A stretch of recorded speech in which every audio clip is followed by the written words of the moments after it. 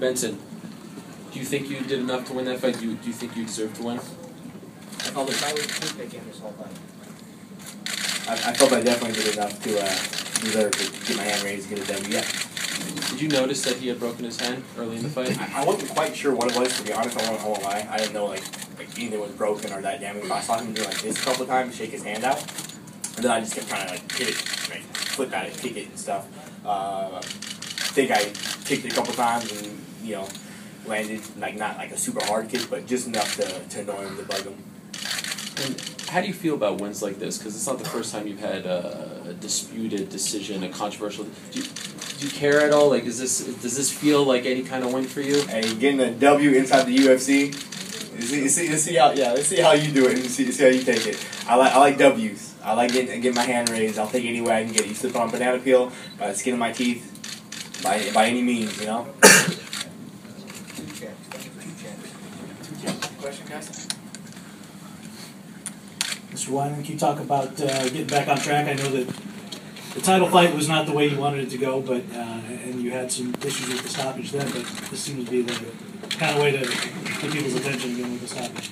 Yeah, I mean, the title fight's water under the bridge at this point. Just keep paddling the boat, and that's exactly what the fight was. Get in the guy's face, keep pressing forward, make it my fight, and I wanted the fight to end on the ground. I wanted to show people that I do possess ground game. I do possess ground and pound. I can control my opponents on the ground. So it wasn't a perfect fight, but I was happy with the outcome. And how many more do you think you need to get back in there? Because at least in the immediate title mix.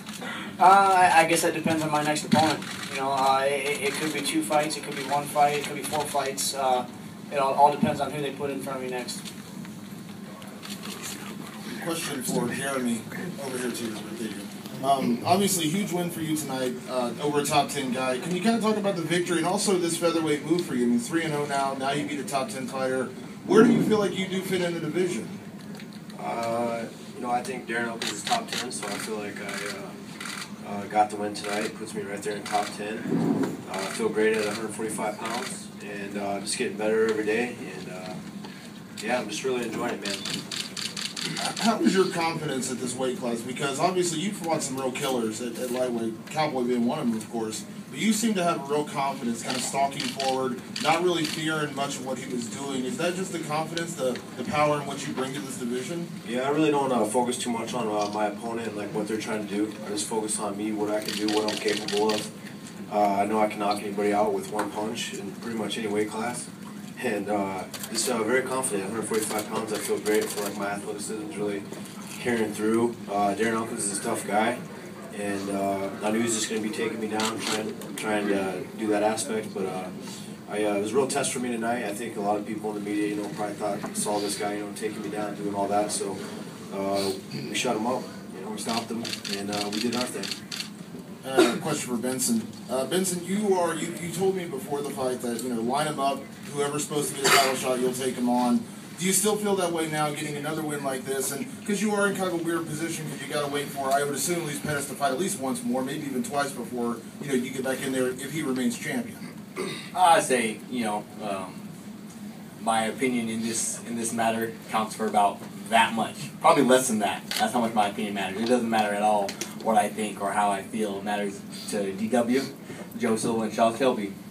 See what they think, see what they say. Whoever they match me up with next, let's do it. I will take on the entire top 10. I don't want to fight this guy over there any more times. I don't want to fight that guy over there a couple more times. But the entire top 10 is, bring him down. Get my hand raised. I'll do what it takes. I'll do my job. Get my hand raised. I can control what happens at the octagon. That's it. That's all I can control. I can't control matchups or fighting this guy or fighting that guy or fighting what time.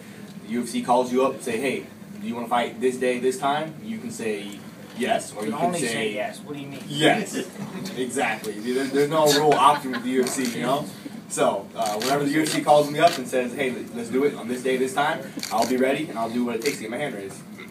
A question for Alex. Obviously, huge night for you. 2 bonuses. Sergio was kind of obviously a highly touted guy. Can you talk a little bit about not only what it means to get a win over a prospect like that, but I mean, let's be honest, that's $100,000. That's pretty big money. I'm sure it's life-changing money for a guy. Definitely. It was definitely a great victory over a guy that had a lot of hype coming into this fight. And he definitely lived up to his name. You know, he was an excellent striker, tough dude, all over. You know, definitely caught a couple head kicks for that 2 bonus checks. But no, it feels good to win this money. I want to put it to work and put it to some good use.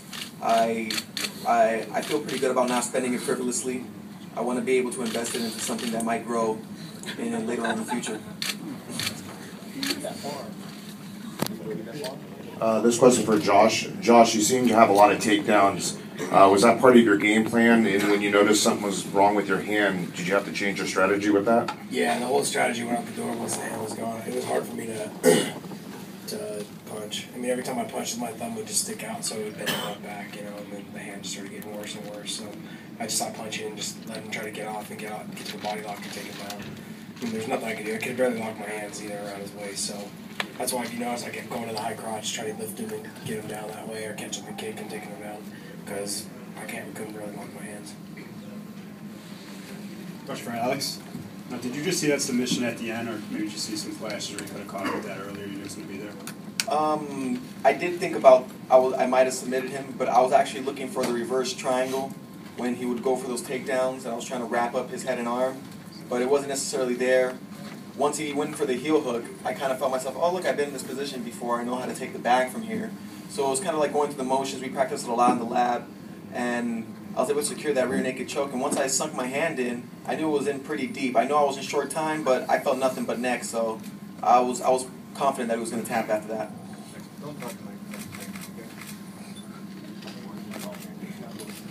Question for Alex over here.